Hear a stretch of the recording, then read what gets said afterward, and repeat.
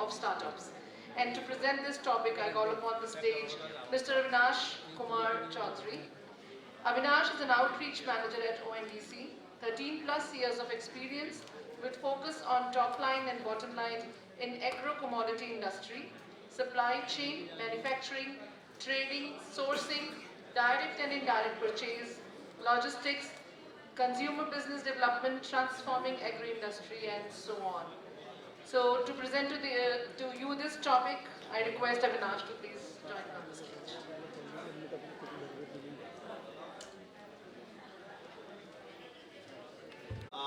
It's evening time, so I won't be taking much time as well. Uh, I mean, lots of hullabaloo is going on in the media about ONDC and all that, what is happening and all. What is this all about?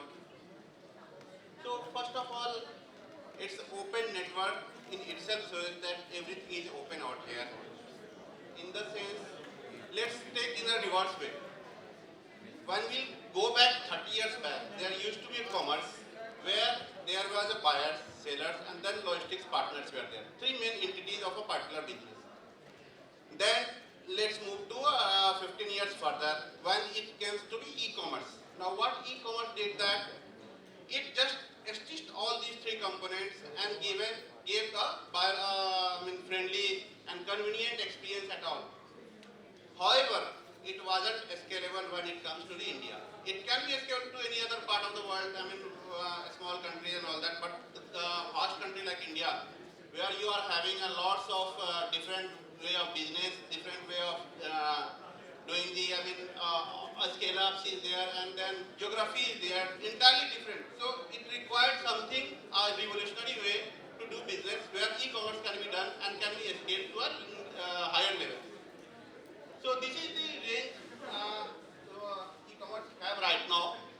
If you compare with the other countries, you see the penetrations of the e-commerce business in India. It's hardly 6 to 7% when it comes to the B2C segment, and it's hardly 1.5% when it comes to the B2B segment.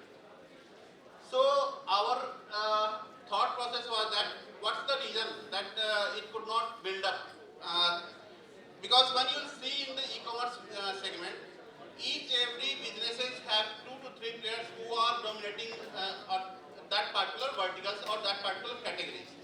For example, there is food business where 1 or 2 players are dominating one. There is fashion business, 1 or 2 players are dominating.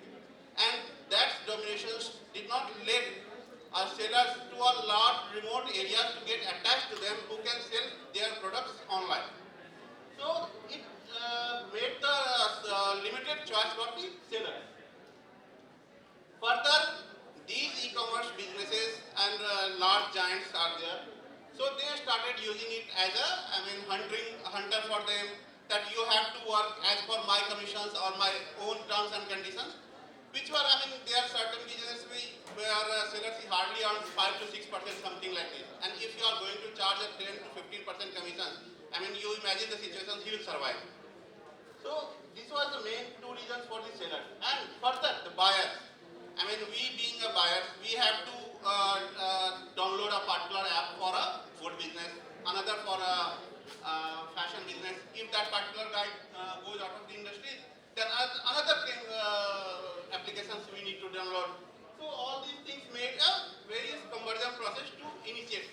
And further, when you go down the line, even in the remote areas where a particular buyer is sitting, he has nothing to do with the convenience and all that. He just moves out of this and he has relationship with the particular sellers within his locality, and he will try to buy from him. Either if you digitize that particular seller, he will quite comfortable to buy from him, but not going to make a relationship worse with him because he can buy from online as well. And this was the reason that if someone wanted to develop an e-commerce business, these 3 components requires a heavy money, heavy time and heavy effort. Multiply it by 3 to 4 times and all those things. So this made the e-commerce business entirely for the business of a billionaires or millionaires sometimes. You know the platforms who are right now. So that's why the 2 basic principles which were being imagined by the stalwarts of the industries, that first of all, let's take this e-commerce in the way it used to be in the commerce business. Firstly, unbundle all these 3 segments either it is buyer side, seller side, and logistic side. And thereafter develop a certain common language. I mean, that's a technical person. I mean, someone who can know about API and all those things. A common language via which this application can talk to each other, but that will be a public available to anyone to use it. So, see, this interoperability is not a new concept when it comes to the e-commerce business. We already are doing when it comes to the email. Where I'm having an email in a particular ONDC.org and all that. Someone from the Gmail can send it to me, and similarly vice versa and all those things. However, in e-commerce business, there used to be a certain buyer applications and seller applications where both were being controlled by the existing platforms with their proprietary protocols. However, ONDC has just unbundled all these components and made a common protocol via this. Anyone within this universe can talk to anyone in this universe without going into joint ventures or going into the one-on-one joint ventures or merger or what you say, agreement and all those things.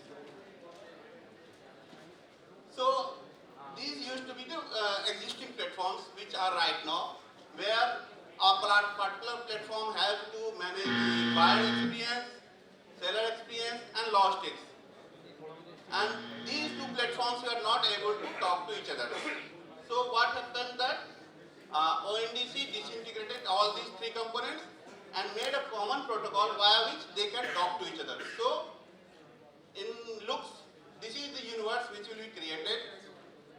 And see, one more thing after coming up to this universe, ONDC as well, that someone, if he wants to have only a buyer available to him, and he need not have to worry about any other things, because all these things will be done by someone, other participants who have a more capability and more capacity to arrange all those things. Sorry, I'm rushing because of buzzer and all those things. So similarly, the seller side also and logistic sides also. This is what the complete universe is right now. For example, let's say a particular seller is coming through a particular application. So for seller app A, a particular seller is available here. The buyer, all the 9 buyers is available to him. And similarly, a particular buyer who is on the particular buyer app A, all types of sellers are available to him just because of that they are on the common platforms where all applications are talking to each other via common protocols and all those things. So right now we are having almost 11 buyer applications and some 35 seller applications are here right now who are dealing with 1.8 lakh sellers. And similarly, the 8 logistics partners are right now in this ONDC network. Now, one more thing, ONDC is not a platform at all. Normally, media used to say ONDC is a network of platforms, which you can see right now. So, 140 plus are on the advanced stage. They are on different stage of integration and all those things. And 13,000 are on the advanced stage of discussions, who are just exploring their various means. These are all the categories which are being dealt by right now in the ONDC, and going forward, services and other categories will also be live on this. These benefits I have already explained. Now, these things I need to explain.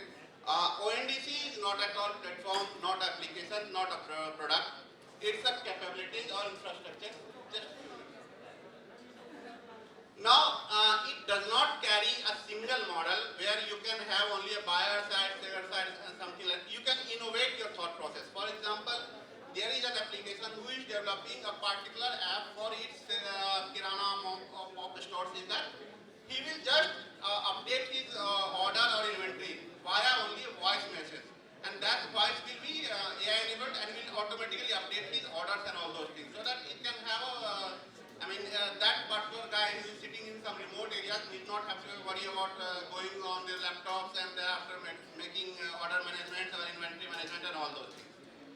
Similarly, ONDC is not at all regulatory, neither it is intermediary. the way the existing platforms works between the buyer sides and seller sides. This comes under DPIIT. These are all the main industrial stalwarts who were the main pioneers for all this ONDC structure. These are the timelines where it moved up. Right now we are having 7 cities in beta live and 471 cities we are going as a alpha live and all. With 1.8 lakh sellers and almost a crore of SKUs products now.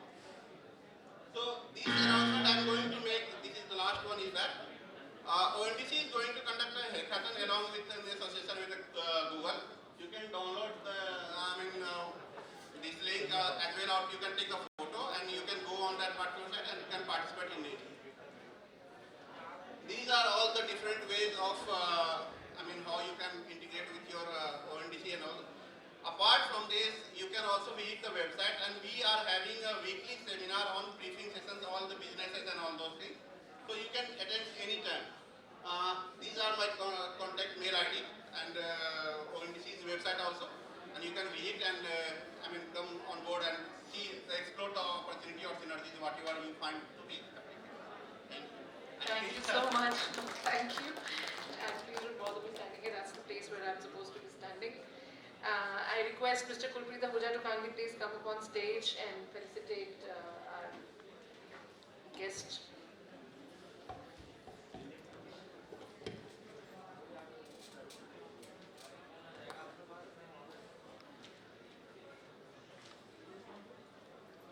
I can't see him. Let's get it out for Mr. Chaudhary. Thank you so much.